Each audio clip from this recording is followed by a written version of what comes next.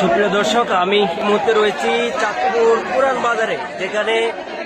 আপনারা দেখছেন হযরত মুহাম্মদ সাল্লাল্লাহু আলাইহি সাল্লামকে ব্যঙ্গ করায় ইসকনের সদস্যকে নিয়ে ব্যাপক তোলপাড় শুরু হয়েছে। তো আমরা যেমনটা জানতে পেরেছি যে স্থানীয়দের কাছে গত 25 তারিখের আগে অনেক নামে একজন ইসকনের এক ব্যক্তি হযরত মুহাম্মদ সাল্লাল্লাহু আলাইহি সাল্লামকে ব্যঙ্গ করে ব্যাপক কটূক্তি করেছেন এবং মেসেঞ্জারে তিনি আলোচনা করেছেন তার কোন বন্ধুর সাথে। ওই ঘটনাকে কেন্দ্র করে আজকে